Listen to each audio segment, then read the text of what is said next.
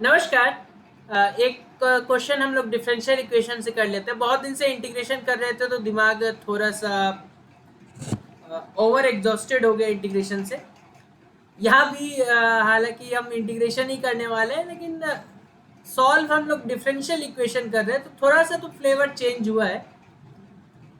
तो differential equation में बहुत तरीके हैं सॉल्व करने के। जो स्टैंडर्ड दो तीन तरीके हैं उसमें से वेरिएबल सेपरेबल फॉर्म आता है, जिसमें हम एक तरह के वेरिएबल्स को एक तरफ रखते हैं और इंटीग्रेट कर लेते हैं, तो डिफरेंशियल इक्वेशन से हमें नॉर्मल इक्वेशन मिल जाता है। चलिए, यहाँ आपको दिख रहा होगा एक्स वेरिएबल है, वाई वेरिएबल है।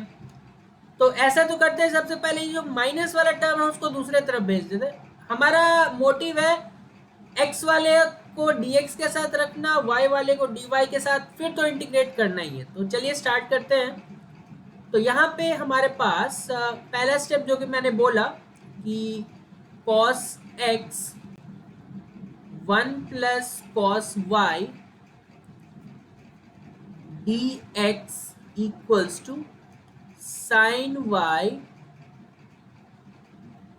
1 प्लस साइन x dy। उधर गया तो प्लस हो गया, ऑब्वियस है। अच्छा, cos x है, dx है, x वाला टर्म उधर 1 प्लस साइन x है, उसको भी इधर ही ले आते हैं, सब एक साथ रहेंगे फिर इंटीग्रेट करेंगे। तो cos x divided by 1 plus sine x dx। अच्छा, सेम फंडा इधर भी लागू होता है। साइन y है, उधर से 1 प्लस कॉस वाई को भी ले आते हैं इधर, dy। चलो, अब एक तरह के वेरिएबल्स एक तरफ है, इंटीग्रेटिंग बोथ साइड्स।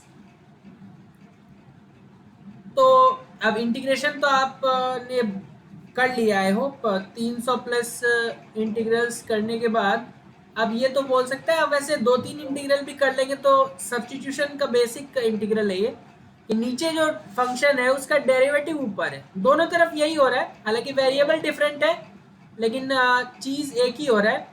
तो इस वाले में हम क्या बोल सकते हैं, सिंपल, इसका जो इंटीग्रल होगा वो log mod 1 plus sine x होगा। ठीक है, आप सब्स्टिट्यूशन करके दिखा सकते हैं कि 1 प्लस साइन एक्स को u लिया, इधर इधर 1 प्लस कॉस वाई को v लिया, उस हिसाब से इंटीग्रल बन गया। अच्छा, कांस्टेंट हम लोग एक ही बार लिखते हैं कलेक्टिवली, क्योंकि वैसे भी अगर C1 C2 लिखेंगे तो कलेक्ट होकर तो एक ही कांस्टेंट बनना है। कांस्टेंट हम लोग एक ही बार लिखते हैं। सेम काम इधर भी हो रहा है कि इधर भी नीचे जो फंक्शन है उसका डेरिवेटिव एग्जैक्टली है क्या, नहीं है, क्योंकि उसमें कोई साइन का फर्क आ जाएगा ना। क्योंकि 1 प्लस कॉस वाई को अगर आप मैं करके दिखा देता हूँ इस बार।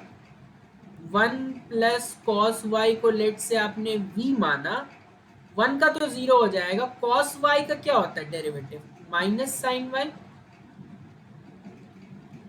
D y equals to d v. तो साइन वाई डी वाई का वैल्यू माइनस डी वी हो जाएगा, क्लियर है ना।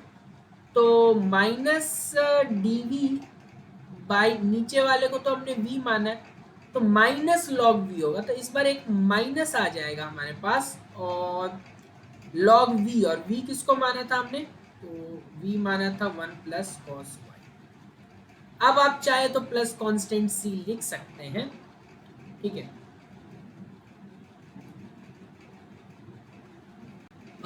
और इसको चाहे तो आप लेफ्ट हैंड साइड में ले जा सकते हैं, क्योंकि माइनस है, तो log 1 plus sine x plus log 1 plus cos y. अब बोलेंगे सी उधर ही है, रहने दो, कोई फर्क नहीं पड़ रहा है। अब चाहे तो इधर भी ले आए, माइनस सी को आप C1 रख सकते हैं। हमेशा कांस्टेंट के साथ तो आप कर ही सकते हैं जो मर्जी हो, तो क्योंकि रहेगा तो आखिरकार वो कांस्टेंट ही। तो वैल्यू हम लोग ज़्यादा देते नहीं है कांस्टेंट को इंटीग्रेशन में, मतलब वैल्यू देते हैं मतलब उस हिसाब से नहीं कि C1 हो 2C1 हो उसको भी कोई नया कांस्टेंट C2 लिख दिया, इस हिसाब से अब मैं बोल रहा हूँ। तो log a plus log b log a b होता है, तो ये हो जाएगा log 1 प्लस साइन एक्स और 1 plus cos y. That's it, इससे ज़्यादा करने की हमें आवश्यकता नहीं है। अब 4 है करने का, कर सकते हैं, कोई हार्ड एंड फास्ट रूल नहीं, क्योंकि लॉग अगर बेस ई मान रहे हैं, जो कि कैलकुलस में आप ज़्यादातर मानते हैं, तो ये उधर जाके ई पावर सी बन जाएगा। तो हम लोग बोलेंगे 1 प्लस साइन एक्स। अब ये सब लास्ट में जो सिंप्लीफिकेशन होता है ना, वो कभी कभी लेंथी चले जाता है, आप पे डिपेंड करता है। लॉग का प्रॉपर्टी तो पता है ना, एक तो प्रॉपर्टी लॉग ए प्लस लॉग बी, प्रोवाइडेड दोनों का बेस सेम है तो लॉग ए भी हो गया। लॉग हटाते हैं तो इसका जो बेस होता है वो राइट हैंड साइड का बेस बन जाता है, ठीक है। ई पावर सी को मैं आने अगर बोला कि कांस्टेंट के साथ आप खेल सकते हो, तो ई पावर सी को नया कांस्टेंट c1 बोल दिया, तो 1 प्लस साइन एक्स और 1 plus cos y equals to c1। अब इससे ज़्यादा मैं कुछ नहीं करूँगा और कर भी नहीं सकता आई थिंक। तो ठीक है, वेरिएबल सेपरेबल फॉर्म था, कैसे पता चला? पता चल गया बस, डी एक्स डी वाई अगर कर पाते हैं सिंप्लीफाई तो ठीक है, वरना कोई और फॉर्म दिख रहा होता है तो वही बात हो गई ना, जब आप इंटीग्रेशन शुरुआत में पढ़ते हैं तो आपको लगता है कैसे पता चलेगा कि वो फॉर्म है ये फॉर्म है, लेकिन जैसे जैसे आप करते जाएंगे तो अपने आप वो दिमाग में सेटल हो जाएगा। सेम है इसके साथ भी। तो हमने एक क्वेश्चन किया है, बहुत सारे क्वेश्चन करने बाकी है, तो करते रहेंगे इसको भी। बहुत बहुत धन्यवाद।